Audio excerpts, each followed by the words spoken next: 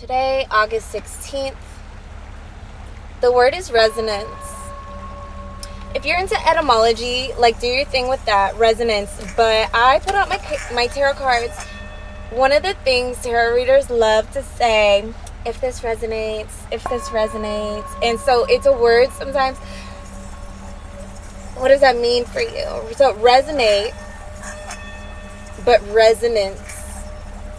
Okay, and I'm hearing something about sound, right? Resonance. Again, I don't have all the sources in front of me. I'm just, I don't have any notes. Resonance does have to do with sounds. Okay. I'm hearing, I haven't even pulled a card. I'm hearing like you're becoming the human tuning fork. And you've always been a tuning fork, but you're becoming aware of it. And so your resonance within your energy centers in your body, it's upgrading and it's becoming more and more ideal. So we even need a card. You know, everyone uses tarot to their own, like tailored to their own gifts. Okay, we have two cards.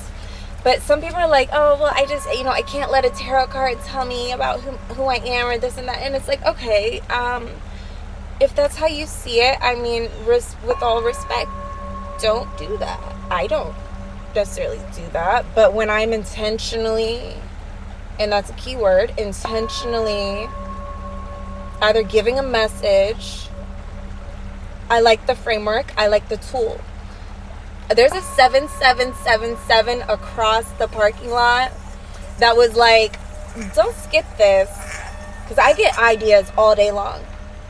But that 7777 was like, a little nudge, like, do it, okay. But that 77, that license plate isn't telling me who I am. No, it's just a tool. Anyway.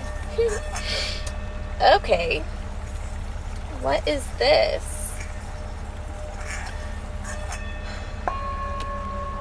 If you want to pause and just like decide how this makes you feel, decide if this is even for you, because sometimes maybe it doesn't resonate, right? Yeah. There's something that you're done experiencing and are ready to let go of. Very obvious.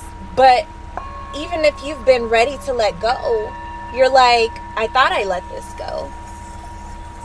You're like, I don't know why this keeps happening to me. You're a very self-aware person. You're brilliant. I feel like it's coming back into the body. Maybe you're someone who lives in your head. Maybe your body is asking either more activity, or if that isn't safe for you for whatever reason, it's just asking for more presence, more attention. Like you said, your body's becoming a tuning fork. That's a whole affirmation. That's a whole, that's very inspiring to me. To think of my body as the tuning fork. Someone had gifted me a box set of tuning forks. And I was just like, this is so cool. How do I use them intentionally? You know what I'm saying? And I wish I had them with me, maybe next time. But there's something about that. It's like some of you can meditate right now with each of your chakra centers, or if there's one in particular, and kind of take notes. Okay, I'm a big Carl Jung fan. There's a lot of people that I admire that have done extensive work when it comes to healing the self and just being the version of yourself that you like to be. Who's the one? Maxwell. There's a Maxwell man who did psychocybernetics.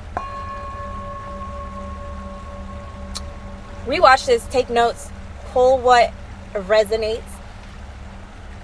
Psycho-cybernetics, and one of the first stories about like why he did the book was, it was about people who get cosmetic surgery on any part of their body or their face, and after the surgery they were still deeply insecure, if not more insecure.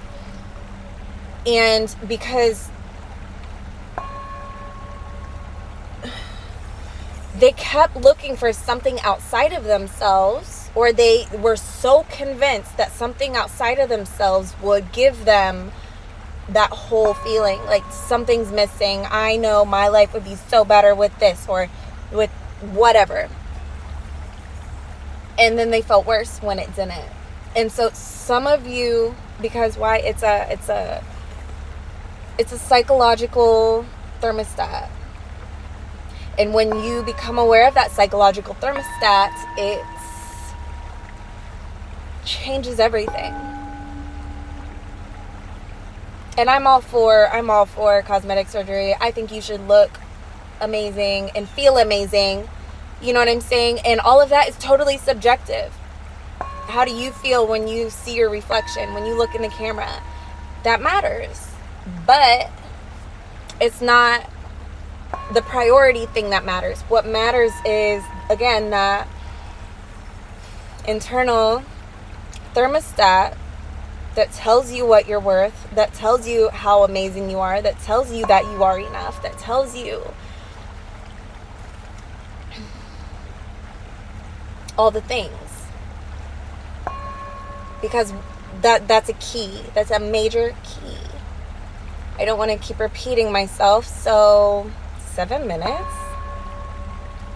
Okay. I love you. I hope this did something for you.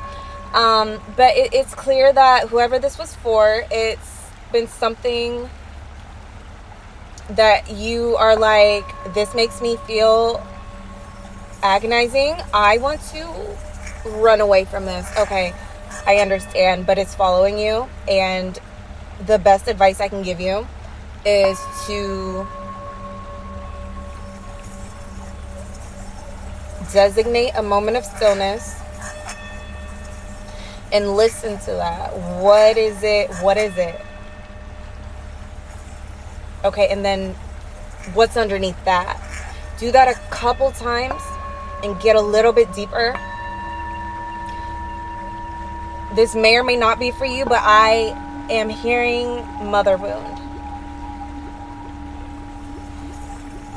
Something along those lines. It's something that's been deep for a long time, and maybe it's just coming up in a new way, because it's like, we can let this go. We want to let this go. The body, the mind, the soul, all of it. It's like, we want to let this go, but that means like honing in on where it's rooted. Where is it growing deeper, and where can we sort of like energetically, surgically remove that?